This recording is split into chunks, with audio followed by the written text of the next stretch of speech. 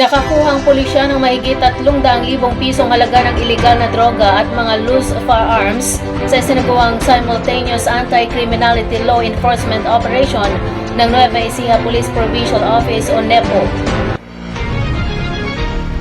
Sa report na ipinadala sa NEPO, dakong alas 12 ng hating gabi, isinagawa ng elemento ng Gapan City Police Station ang anti-illegal drug bypass operation sa barangay Manginog, Gapan City, kung saan naaresto ang dalawang suspect.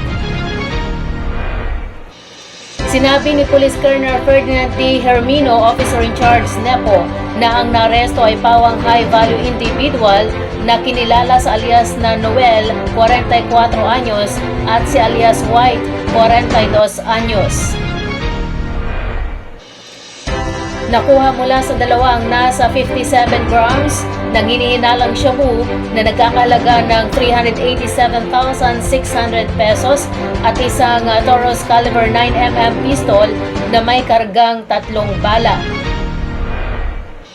Sasampahan ang mga suspek ng paglabag sa Republic Act 9156 o Comprehensive Dangerous Drugs Act of 2002 at Comprehensive Firearms and Ammunition Regulation Act.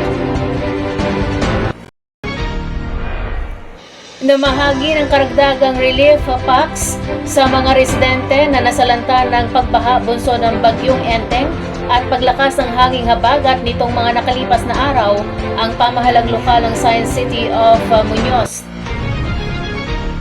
Naisakatuparan ito sa pamagitan ng kahilingan ni City Mayor Baby Army Lazaro Alvarez na siyang humingi ng tulong sa tanggapan ni DSWD Region 3 Field Office Regional Director Venus F.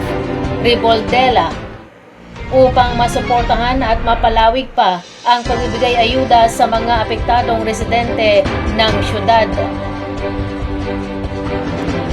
Pinaiiral ang Calamity Quick Response Protocol ng lungsod sa hangaring mabigyan ng tulong ang mga pamilyang grabing napinsala ng malawakang pagbaha. Katulong ang tanggapan ng City Social Welfare Development Office o CSWDO sa pamumuno ni Ms. Gabriela Fernandez. Kasabay ng pamahagi ng relief goods, inalam na rin ni Mayor Alvarez ang kalagayan at problema ng mga Muñozenyan upang agad itong matugunan. Nagpapaabot naman ng pasasalamat ang lokal na pamahalaan sa DSWD Region 3 Field Office sa kanilang taus-pusong pagsuporta sa mamamayan ng Science City of Muñoz, habang nagbigay ng paalala sa mamamayan na pag-ibayuhin pa ang pag-iingat at pagiging alerto lalo na sa panahon ng kalamidad. Binigyan din ng Bangko Sentral ng Pilipinas o BSP ang pagkakaroon ng BSP Online Body o BOB sa ilalim ng Consumer Assistance Mechanism o CAM nito upang tugunan ang mga alalahanin at reklamo ng mga financial consumers.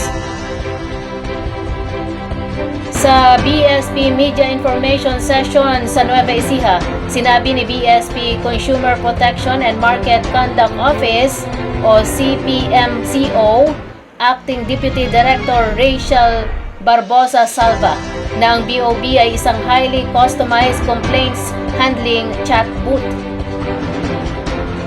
Idinagdag niya na ito ay pinalakas ng Artificial Intelligence o AI Machine Learning at natural na pagpoproseso ng wika na nagbibigay daan dito upang makipag-usap sa Ingles, Filipino at Taglish.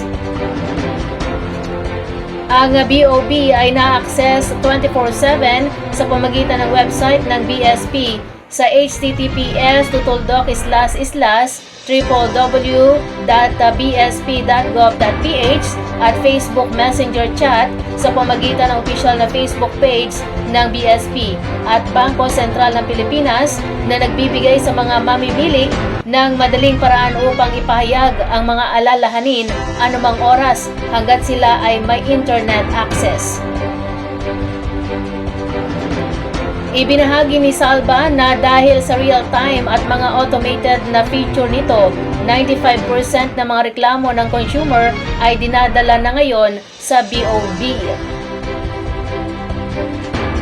Bagamat hinihikayat ng BSP ang paggamit ng automated na channel na ito para sa mas mabilis na mga resolusyon, patuloy nitong pinapanatili ang mga tradisyonal na channel para sa mga consumer na mas gusto ang pakipag-ugnayan ng tao. Kabilang sa mga tradisyonal na channel ay ang mga direktang linya sa 0253062584 o 0287087087 at isang truck line sa 0287087701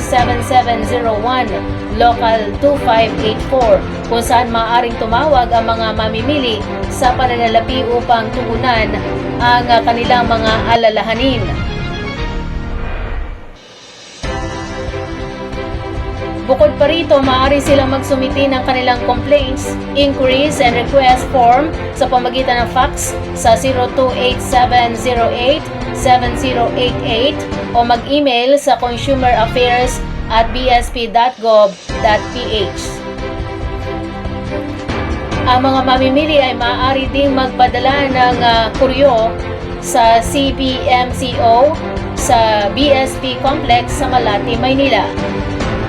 Para sa mga gusto makipag-ugnayan ng personal, ang BSP ay mayroong Consumer Assistant Desk sa BSP Manila Office, gayon din sa mga regional na tanggapan at sangay nito.